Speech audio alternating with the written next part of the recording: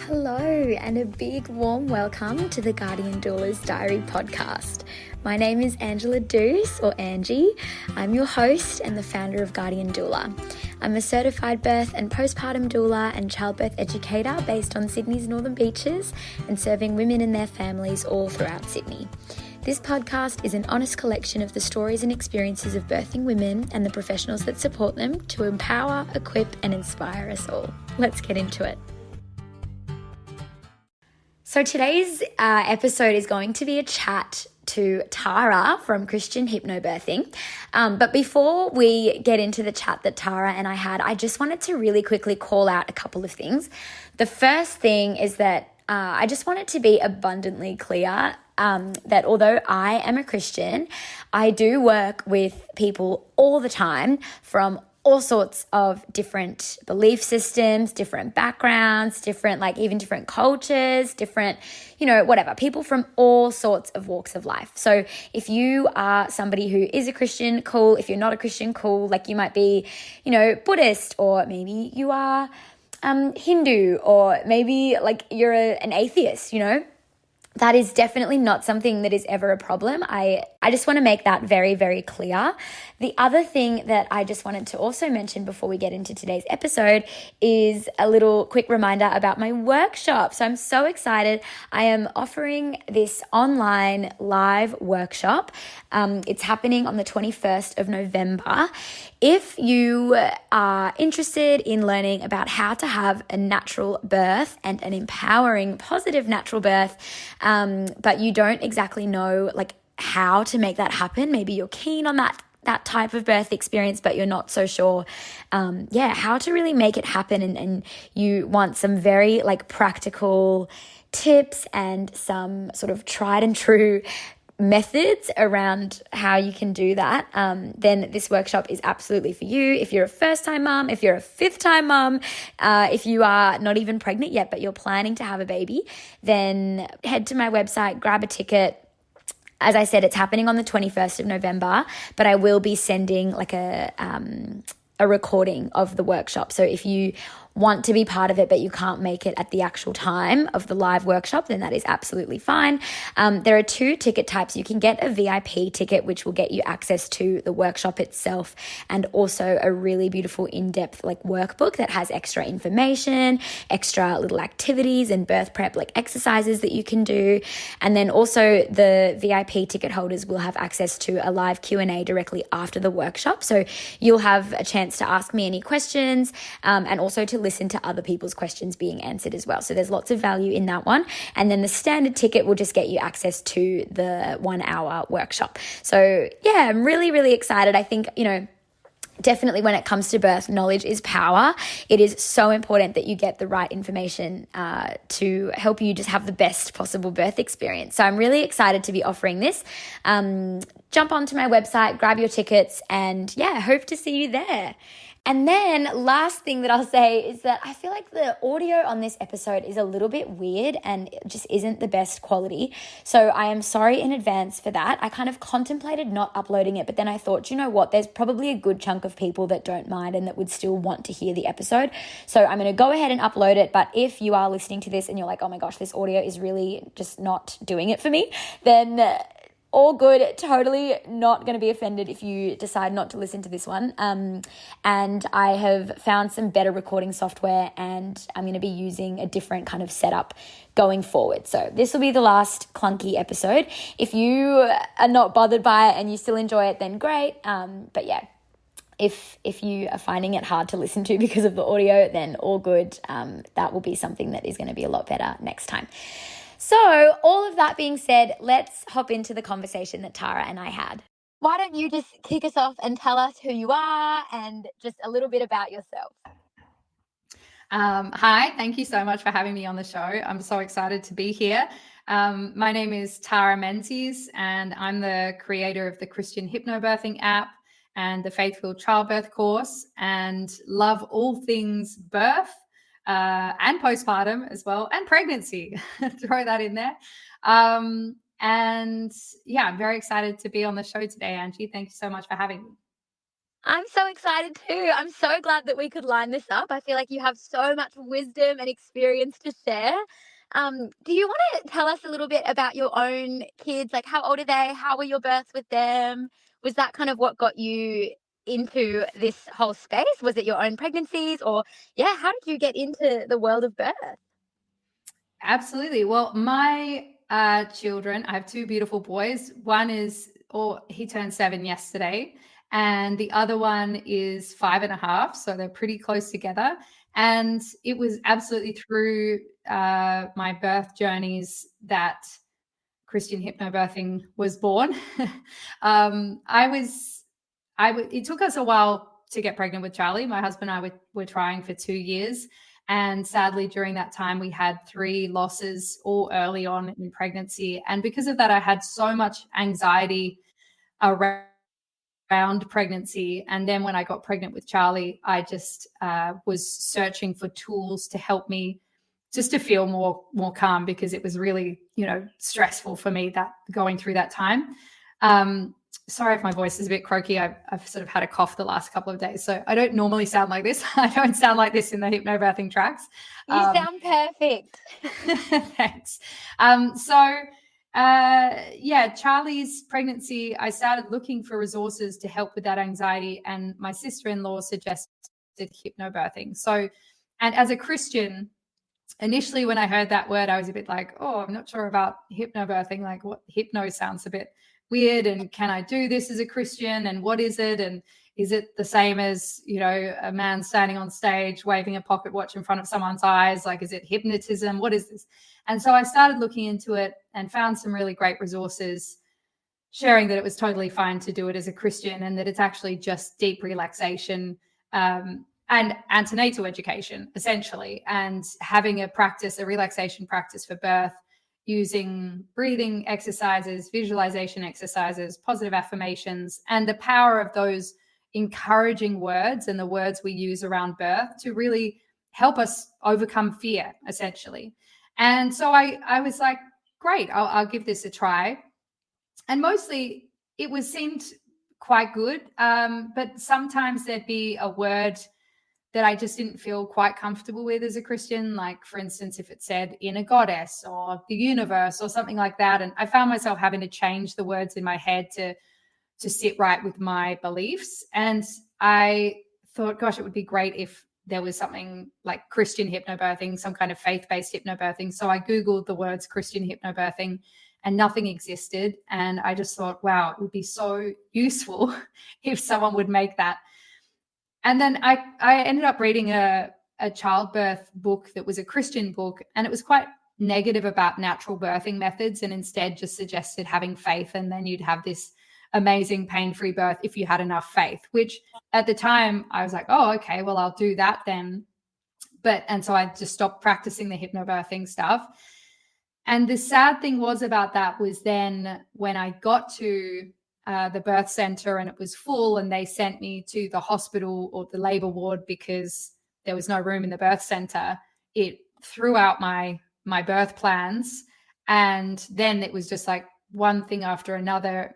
Just they wanted to hook me up to an IV because they said there were ketones in my urine. Then they wanted to do constant monitoring, and then all of a sudden my sort of plans for this physiological birth were just going out the window because I was strapped to basically all this equipment that I had to stay sitting on the bed, and it just wasn't the birth I'd been planning. And everything, I very much got caught in that fear, tension, pain cycle.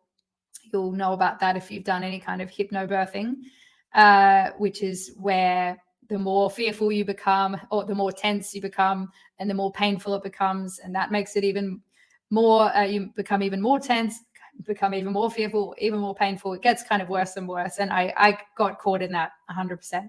And it was a very difficult birth experience. My husband was incredible throughout, did lots of light touch massage and support, and was praying with me and encouraging me. And I ended up at this sort of breaking point. Looking back, it was most likely transition, but just feeling, I couldn't go on. And actually in that, it was a really spiritual experience for me, where I felt like I'd thought that God abandoned me, or that I had, it must have been a lack of faith that I had all this pain.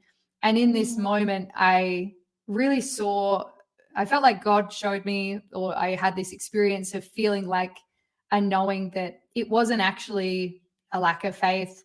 It was that there are all these different things going on that are not supportive to physiological birth. And I had nothing, like I had no tools or resources to help me. There are so many different factors that can impact our comfort levels during birth. And also sometimes discomfort isn't necessarily a bad thing. There are all different kinds of births. And I just think that kind of judgment from that Christian book had been incredibly unhelpful to me in that birth experience. And then after this sort of experience that I had, this spiritual moment, I just had this sudden knowing of like, I could do it. And after that, things started progressing much faster. And I called the midwife, said that I wanted her to check me again. She said she wasn't going to check me, that I had hours left to go. And then I was like, I can feel his head, and then I got on my knees and she went running around. He was born really quickly after that. After I can't remember, about 12 minutes of pushing, and it was, I mean, obviously it was totally miraculous, like when he was born, and it was absolutely incredible. They put him on my chest. We had immediate skin to skin. It was so beautiful. But in the days after that, I just kept having this sort of lingering feeling of trauma.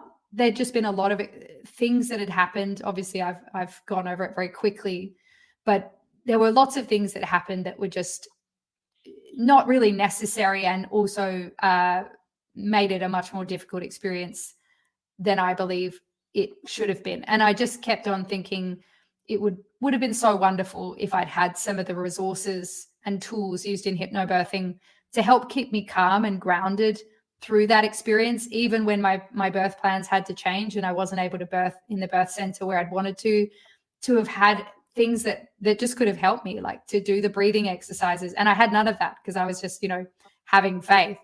And anyway, I just kept having this idea of creating an app called Christian Hypnobirthing.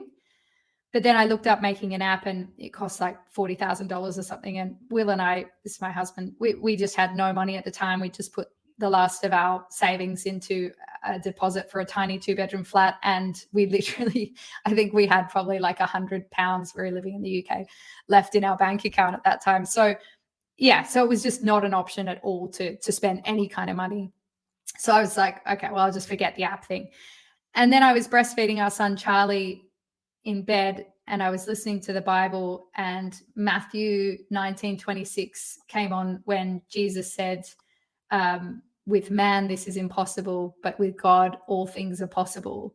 And even though I'd heard it before, I'd never really heard it. And I skipped back and listened to it again and just felt like, wow, like that's amazing. It was such a profound and mind expanding thing to say. And one of the things we talk about in hypnobirthing is the power of words. And if you have people that, you can hear one thing, like hearing that, and it totally changed the course of my life. And that is the power of words, and having people speaking life-giving words over you and listening to life-giving words.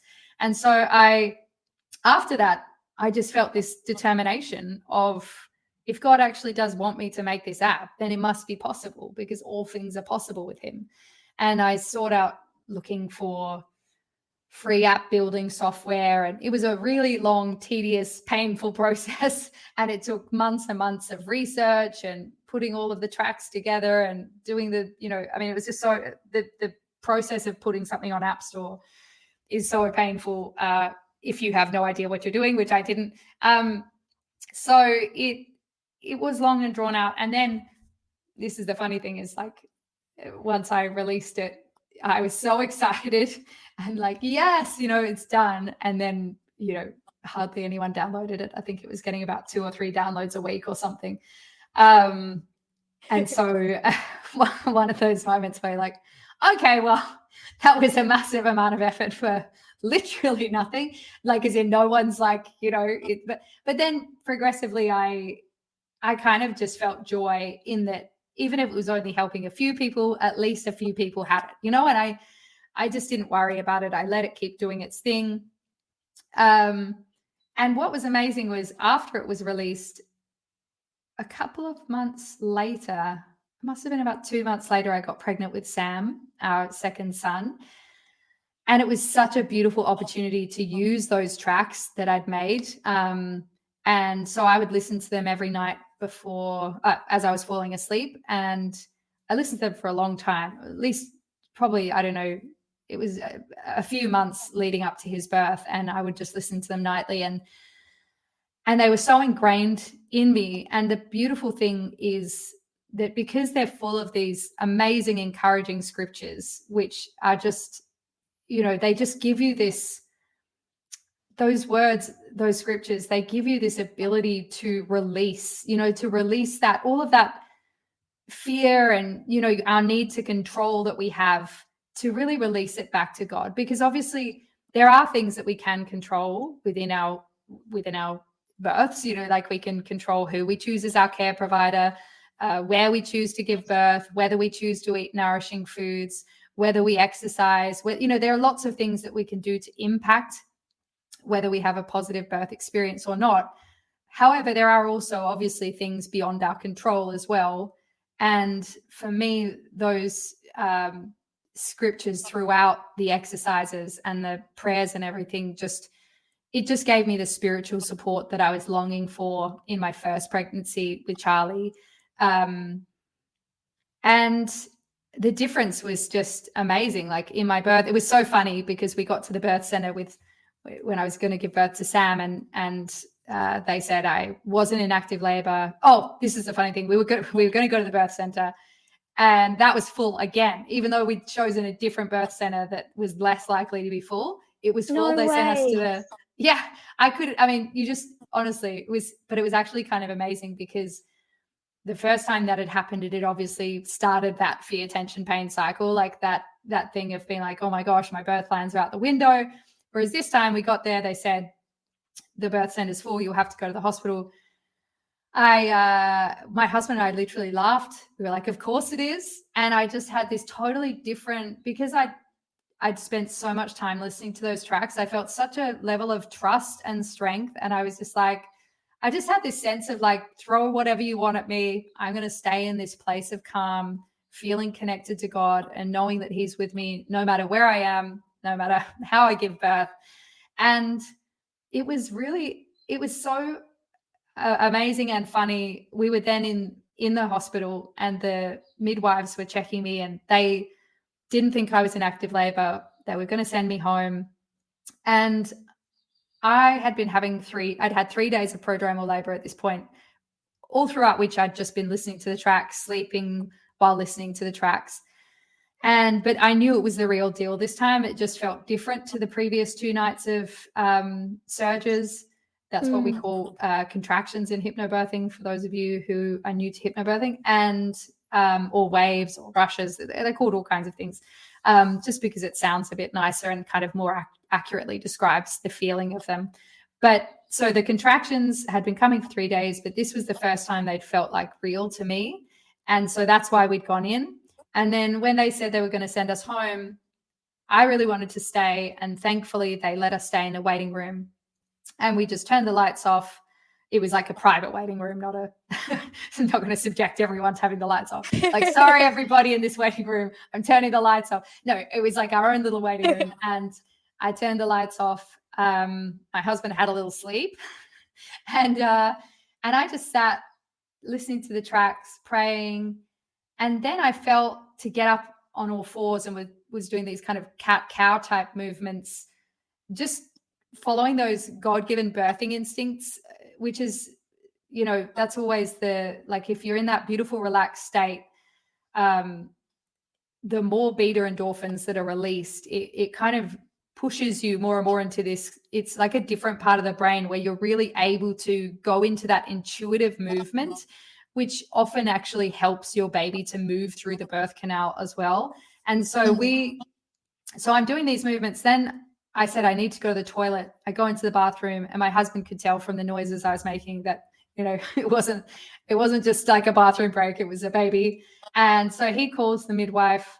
She comes with a wheelchair, and then I had come back in at this point, and I was already giving birth. So I ended up giving birth in the waiting room, and they recorded it as 12 minutes of 12 minutes of active labor and 8 minutes of pushing. And he was born on call as well, which is pretty unusual. Where like Wow. my waters Wow. never broke. He was born in his amniotic sac. Yeah. And it was just the most radically different experience to my first birth, because even though those sensations were intense, like as in particularly during transition and pushing, it's big, like it's a big feeling, but it never felt unmanageable. I never had that feeling of like overwhelm or thinking that I couldn't do it or that it was too much. It was just so much more manageable and so much more joyful. It was, and I honestly, so much easier, like just so much easier as an experience. Birth is still a lot of work, like our muscles are working incredibly hard. But that difference between what I would say my first birth was more of a fear-filled birth, and then my second birth was a faith-filled birth. That's what I call it, a faith-filled birth. And that's the name of my course. And that's also the name of my book that is about to come out. And that's really my goal with what I do to help women prepare for birth, is that no matter what kind of birth they have, they can keep the peace that surpasses all understanding that within them at all times, no matter what happens, and so it was a beautiful thing to be able to experience that myself in such a short time, after having created it. And then also seeing that it really wasn't luck, like people think like, oh, that's lucky that you had a nice birth. It's not. Like, I've seen it repeated now thousands and thousands of times. We've had, more than 150,000 women have used the Christian Hypnobirthing app now. And we have so many beautiful birth stories and birth videos and messages every single day coming in from women being like, just saying that they had similar amazing experiences, or even when they've had to have a cesarean because, their baby was transverse, or there was something where they just couldn't give birth naturally for whatever reason, they still had that peace. And that's really the goal with what I'm doing, is to have that love and connection with God throughout your pregnancy, birth, and beyond, through postpartum as well, because postpartum can be, as everyone who has children will know, incredibly challenging. So it's really, these are tools for life, not just for birth. But yeah, so I mean, that was a much longer answer than probably you were expecting, but that's all of it basically. It was beautiful. Wow, that whole journey that you just took us on was so incredible. I mean, even just starting all the way back at the losses that you experienced and the way that those impacted on you, and, the way that I guess that plays on your mind and causes all sorts of anxiety when you're pregnant. I think so many people listening can probably relate. I know, pregnancy loss is so common, which is so unfortunate and so sad. But yeah, so many of us have experienced that and then gone on to have subsequent pregnancies where we're like, oh my gosh, is everything okay? And I just like, even just the whole thing that you described of, having read that book, like I feel like I know definitely the book that you're talking about, because it was so prominent for a while in especially a lot of Christian circles. But I definitely have read that book, and I actually have a really close friend who I know read that book and then kind of exactly what you described, like kind of took it as a whole lot of pressure around pain-free birth. And like, if your birth is painful or you experience it, yeah, as pain, it means that somehow you have like failed, or that you didn't have enough faith, or you didn't do it right, or you weren't tapping into, like, I don't know. It's so toxic and so unhelpful, because as you said, like, it's not even necessarily a bad thing, discomfort. Like, I think we as human beings are so often just constantly looking for convenience and for comfort and for ease, and we're like wired to look for it when, like, it's just not, it's not realistic. Like, birth is, and I mean, I say it's not realistic with a grain of salt, because definitely there are women, who report having these totally pain-free births, and they're like, oh my gosh, it was euphoric, it was orgasmic even. Like, I've literally heard that, that women describe it that way. And I don't doubt for one second that they are, you know, like, I'm sure they're telling the truth. Why would they like lie about it? So I totally believe that it's possible. But I think it's such an important message to get out there that if you experience birth as this really painful, really hard thing, like, that is okay. And it's still an absolutely beautiful experience of birth. And it doesn't mean that you did it wrong because it was Mm. hard, you know? So I think that's huge. And even what you were describing about that fear, tension, pain cycle and the way that that can impact you when you're giving birth, it's absolutely huge. And I've seen it so much in the work that I do. Like, the second that woman goes into fear and starts doubting herself or thinking like, this is too much, I can't do it, you totally see the cycle that happens, you know, the tension that comes, and then after the tension, the pain, and it's this vicious cycle that, you know, you have to break it, otherwise it just doesn't work for you. um yeah, it's huge. So how beautiful that you, after that experience, you were like, you know what, like, I just wish that I had something that, yeah, could have kept me calm, could have kept me focused, could have just kept my mind on just how well made your body is. Like, your body is designed to give birth. It's funny. Like, I have a friend who's a midwife, and she was saying that when she was pregnant, she only watched videos of animals giving birth instead of like looking up other birth videos on YouTube or whatever. And she was like, I did that because animals just don't doubt their ability to do it. They just do it, and they just know that they can do it. And I've never heard that before until she said that. But I was like, wow, it's so true. Animals just, they don't doubt themselves. They just do it. And it's funny that as humans we doubt ourselves so much. I think like Hollywood's a big part of that. And there's, you know, you mentioned you're pregnant, everyone has a horror story to tell you, and they're like, just you wait, like, you know, it's really unhelpful. But I think, yeah, all of this to say that that fear, tension, pain cycle is so hugely prevalent, you know. And it's crazy the difference in your experiences. And I mean, it sounds like literally the only thing that was really different was like your mindset and your mental, the space that you were in mentally, emotionally, spiritually. Like, that's what the change was. So I mean, how incredible. Even just that picture that you painted of the midwives being like, oh, you know, you still have hours, you're nowhere near, we might send you home. And it's like the baby was right there. Like, he was there. It's crazy. It's so beautiful. Yeah, yeah. I mean, it was wild. It was such a wild experience, and yeah, absolutely. I love what you said as well, and talking about the discomfort. I reposted this fantastic post yesterday by a doula. I've totally forgotten her name. It'll come to me. But she wrote this fabulous post, and it was saying how the discomfort of pregnancy prepares us for the discomfort of birth, and the discomfort of birth prepares us for the discomfort of motherhood. Yeah. And that actually discomfort isn't always a bad thing. It's pushing us to expand, as like Mm. it's pushing it. She said, then went on to say, like, just when we think we cannot manage uh, like being pregnant anymore, Yeah. our baby stays in there for another week, and Yeah. we do manage. And just as we think we cannot possibly, go through one more contraction, we do go through another contraction, and we breathe through it. And just as we think we're too exhausted to get up one more time, our baby cries out for us, and we get up, Yeah. we go, and we hold them.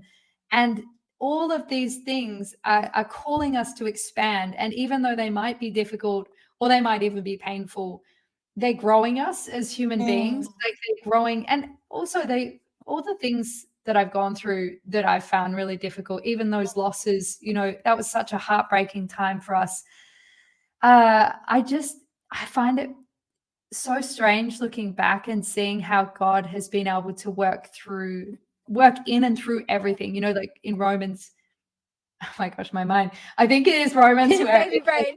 working in and through all things for good, like, and that God really can. He can work in through everything. Like, if I hadn't experienced those losses, I probably would never have searched for hypnobirthing, so that other women could benefit as well. So it's just that thing of like, I think just trusting that even when things don't go how we'd like them to go, or we don't have our Mm. perfect, because we can get very attached to, like, I call it like the insta perfect birth, like, Yeah. obviously I love the beautiful birth videos. It's so lovely when you see amazing home births and they're in the water and they've got all the beautiful twinkling lights and lovely Yeah. affirmations. I mean, obviously it's gorgeous, but Yeah. at the same time, it doesn't have to, like, even if you have your baby on the side of the road, it's still Yes. so miraculous and so Yeah. beautiful. And every single birth, I cry every time. I even, when I watch a cesarean, like when I watch a maternal assisted cesarean or a cesarean, like where the baby's crying and they put the baby next to the mum's face and it Yeah. stops crying as soon as it hears her voice. Like, oh, I could cry now thinking about it, because Yes. it's just so beautiful. Like, birth is amazing.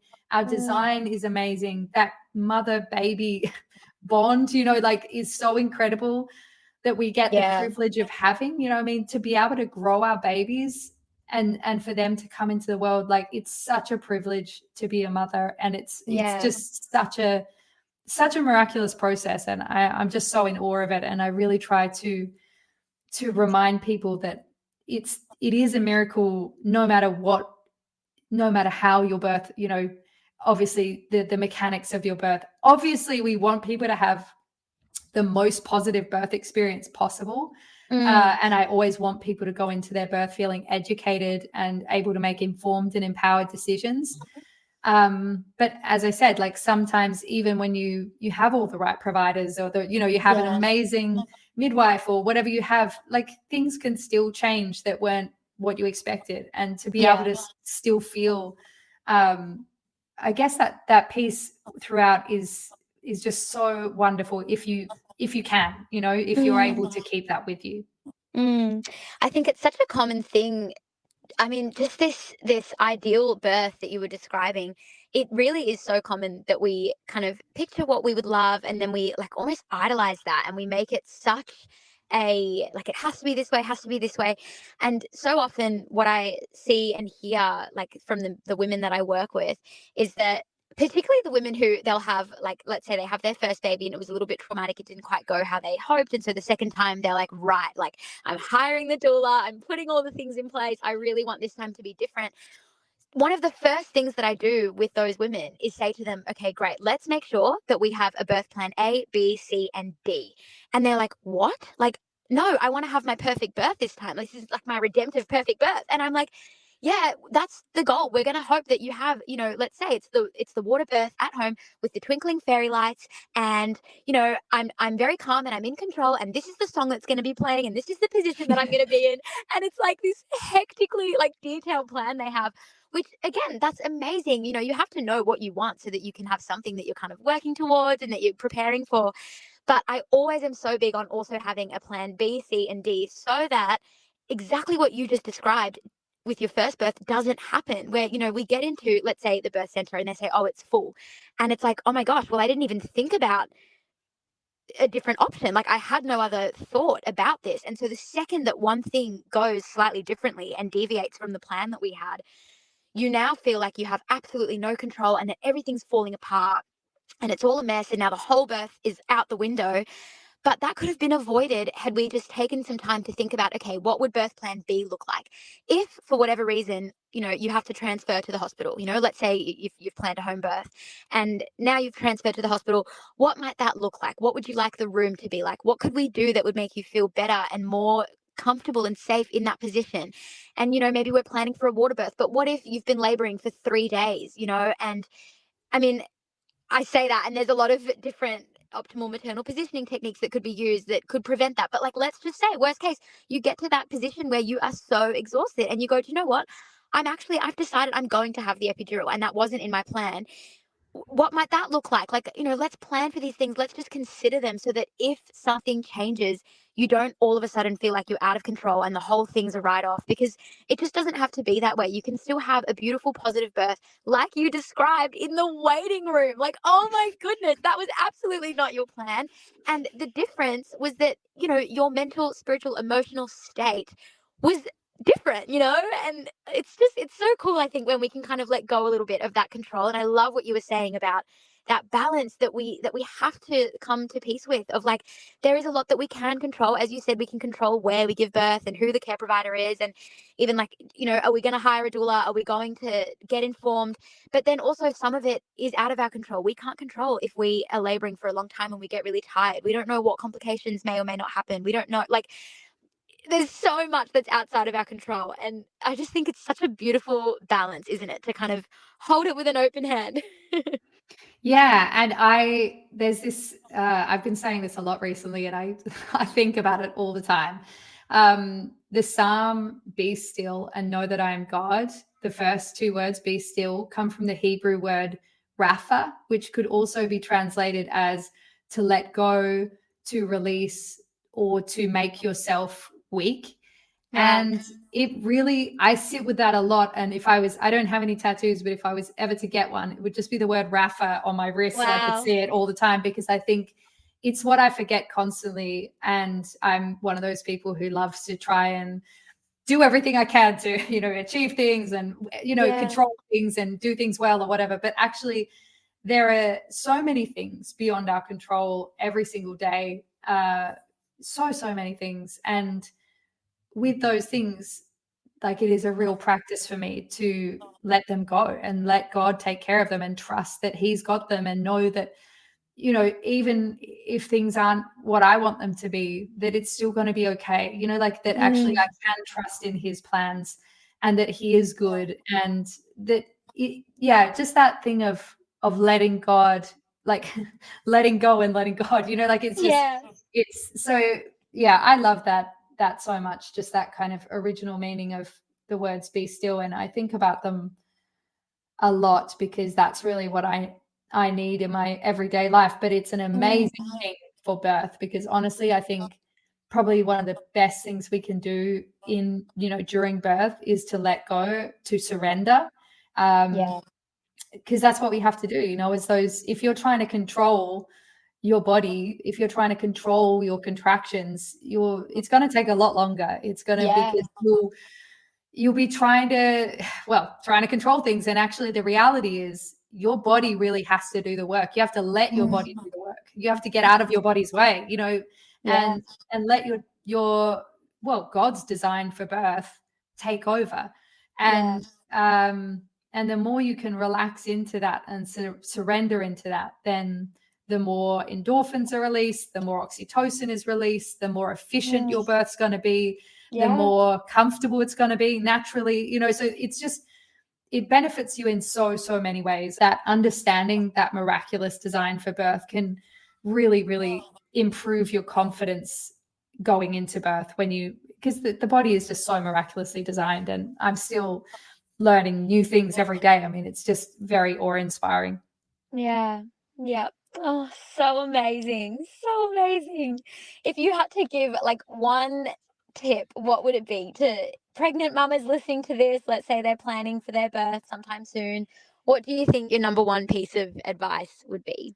Well, I was going to say, really, to know that God is with you. But I mean, obviously, not everyone listening, some people listening to this might not be Christian, so that might not resonate with you directly. So maybe I should try and think of something that's not spiritual.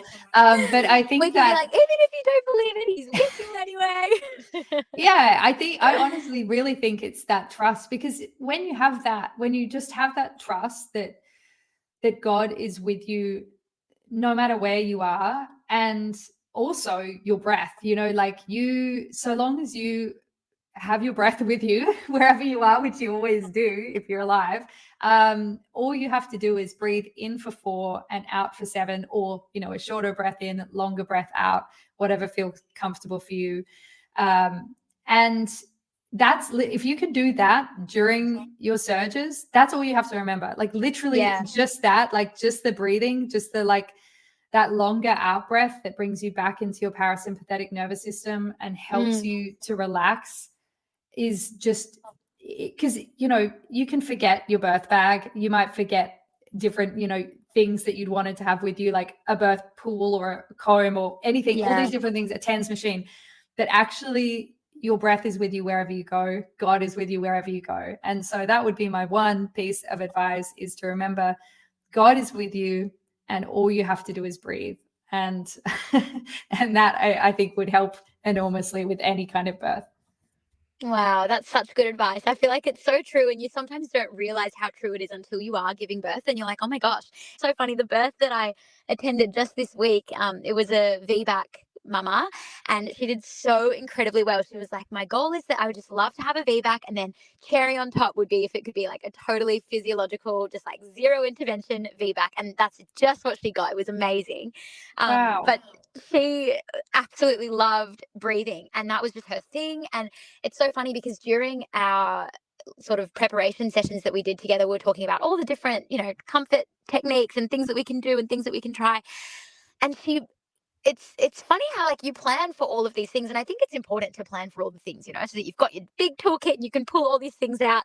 But it kind of just all went out the window, and like really when push came to shove, like all she wanted was for me to just breathe with her through every single contraction, and if I could just coach her through her breathing, she was like, oh my gosh, I can do this. Like, if I'm breathing with you and we're just doing that, then I've got this. And it's just funny that you say that, because I've literally just walked out of a birth where that's exactly what happened. And it was like, Amazing. It didn't matter. None of the things mattered. It was just like, breathe with me through these contractions and then I can do it. And she did.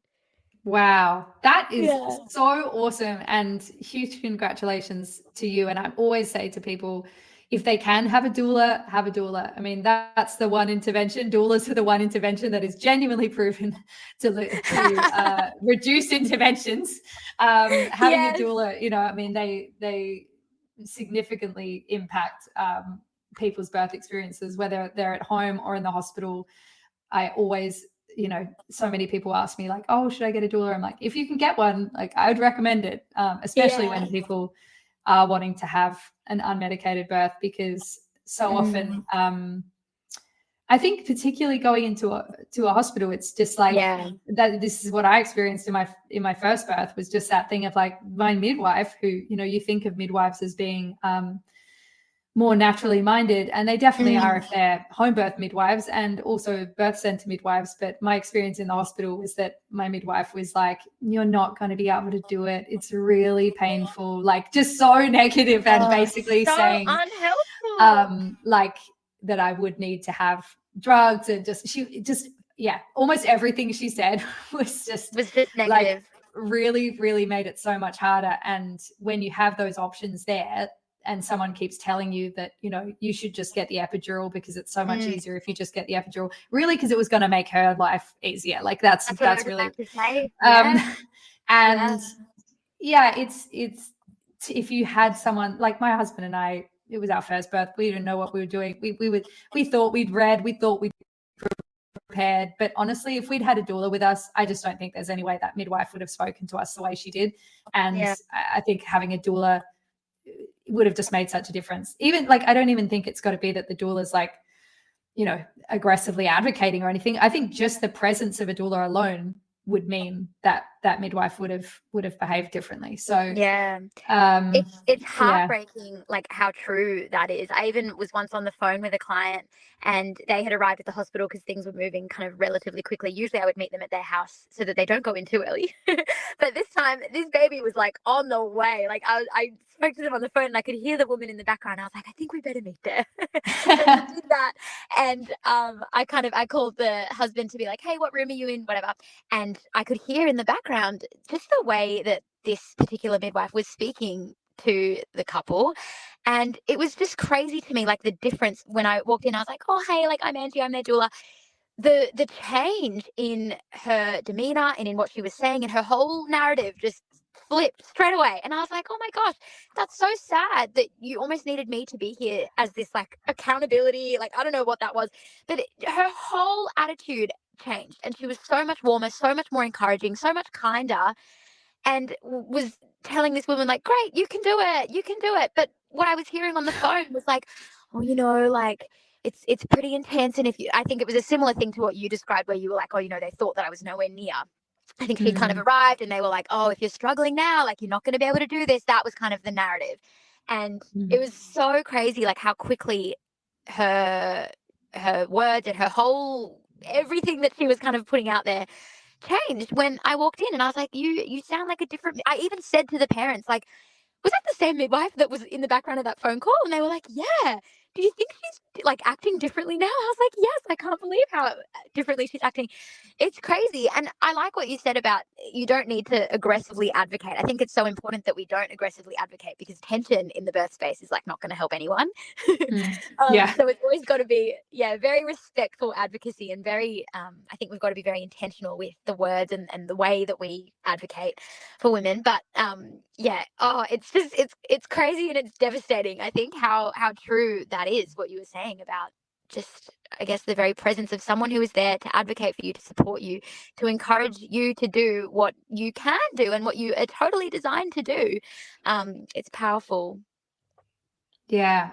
Yes, absolutely. I feel like that's such an interesting thing. That must be hard as a doula to navigate, knowing how much to say, how much not to say, what's appropriate. I'm not a doula, so I don't know what that's like. But I think I have spoken to a lot of doulas, and I know that sometimes they can feel, it can be hard, especially if they're like with an obstetrician and an obstetrician saying something, and obviously obstetricians have years and years of medical school, and I imagine it must be quite intimidating at times, and that must be difficult. Have you had that has that been difficult for you, or have you not really experienced that? Yeah, I think definitely earlier on, I felt so just in the deep end and so nervous to do something wrong or say something wrong. And I think like I got started as a doula after I had my first baby. So we now have 4 kids. But when I had my first, I was like, wow, pregnancy and birth are incredible. I think this is what I was made for. Like, this is so just my calling. Like, this is what I want to do. And so I think the fact that I started in birth work after having had my own babies, I just felt the weight of like what I was to that woman. Like I think if you have given birth, you just know how vulnerable you are and how much you really need your support team to hold you and to carry you and to encourage you. Like it's such an important role. And I think I felt the weight of that and still of course do feel the weight of that. But earlier on, I think I was putting so much pressure on myself and I would get really nervous and I was like insecure and I was so just didn't want to do it wrong. But I think over the years, I've just found that if you are respectful and if you're very collaborative in the way that you kind of support the woman, and if you have like a teamwork kind of approach, you tend to have people respond really, really beautifully. And I've actually never had a scenario where I've had a midwife or an obstetrician be like super, I guess, outwardly like hard to work with or be dismissive or rude, or I've never had that. And I feel like part of it is literally just like the grace of God. Like I'm like, oh my gosh, thank goodness, that's so nice. But I do think that there is an element of it that's just this truth that like when you just give respect, you tend to get respect back as well. So I think that's probably a big part of it. But there definitely are moments where I'm like, oh my goodness, how am I going to play this? Like, what am I going to say here? Like, especially, I mean, even how you were describing that they were saying to you, like, oh, there's no way that baby's coming soon. Like you still have hours left. Like comments like that, I'm like, that's not helpful. That's not helpful at all. You're undermining this woman's instincts, and this woman's like, she's trying to tune into what her body is doing and telling her, and you're just undermining that. Like that's if you think that, just keep that to yourself, maybe. Like you don't need to say that out loud. And it's tricky when you do hear things like that said. It can be hard to navigate. Wow, that is amazing. That's so beautiful. I love what you said as well about if you give respect, you tend to get respect, because I think it can be really complex, the dynamics of the birth room, and such a tricky thing to navigate, but to approach it with respect and care and kindness. And, I love that, when Jesus says, judge the tree by the fruit, and then Paul calls the fruits of the Spirit love, kindness, forbearance, patience. Oh my gosh, I'm forgetting like a bunch of them. But self-control, self-control. Yeah, but they're so beautiful, and it's such a reminder. Like I really try to keep that in mind, as I approach parenting, as I approach everything, because sometimes things can get you really worked up. I get, if I hear someone's been treated badly by, an obstetrician or had a terrible experience or something, it really does upset me, and I have to kind of have to just like calm myself down and try and really like, because I also don't want to just, I don't want to be an extremist. I don't want to just be like, everyone should give birth at home, because the truth is not everyone should give birth at home. There are some people that, you know, are safer in a hospital. Like if someone's got really bad preeclampsia, I'm not going to be like, no, just trust you, you know, like as in like it's, every situation is totally unique. And I have to just like, I really try and tune into empathy as well, and sort of understanding why people have the approach that they have. Like when you are dealing with midwives in the hospital and they are very medicalized, why are they like that, you know? And like it's really because they're seeing the same things over and over again every day. They see people come in, get epidurals normally like immediately, even if they're in early labor, and then the epidural, if they have it super early, it'll plummet their endorphins, which will knock out oxytocin production, which means that they'll probably need synthetic oxytocin to get those contractions going again. And then we know that, you know, synthetic oxytocin carries risks. Like the contractions are obviously a lot of the time more intense, and they can be harder on baby, and there's a higher risk of fetal distress and all these different things. And then you get in that, you know, that cascade of interventions potentially. And if someone's seeing that again, day in, day out, if obstetricians and midwives who work in the hospital, you know, nurses, if what they see every single day is this highly, highly, highly, you know, intervention heavy birth, and that's just normal to them. They don't even, they're not looking at birth as a normal physiological process that we're designed to do. And they don't even necessarily know that's possible. A lot of people have never seen it, you know, like when I gave birth both times, they said they'd never seen anything like it. And I was like, what? All I did was give birth. Like I really didn't do anything other than just let my body do what it's designed to do. And then because I said no to the Pitocin, you know, well, I actually didn't say no. They were just going to inject my thigh without me realizing it. And my husband was like, oh, she doesn't want that, like, unless it's necessary. And I wasn't hemorrhaging. There was no reason for me to just have it. There was no sort of, and I wanted to have, instead of active management, I wanted to have expectant management, where it's that like watch and wait. And so they'd never seen, the woman said, the nurse said she'd never seen someone birth the placenta without having the Pitocin injection, which to me it's just amazing, like how uncommon it is. So when I try to keep that in mind when I'm like frustrated when someone's told me about what their obstetrician or nurse or whoever has said something to them, and I just think like, how can people be like that? But then I have to go, well, it's probably because they've never seen, you know, they've never seen a birth without all those interventions. So they really don't even know it's possible. And I try and tap into that and finding that kind of empathy and understanding, because otherwise, I guess it can just feel very disheartening when you hear the way some of the things that people say. But, you know, you're doing amazing work, Angie, and fantastic work in the birth room with your beautiful patience and kindness and understanding. And that's so wonderful to hear. Thank you so much for having me. I've loved it, and so beautiful to connect with you. Thank you so much for coming on and for your time. It was so beautiful to chat to you. Thanks for joining us for this episode. I hope you enjoyed it.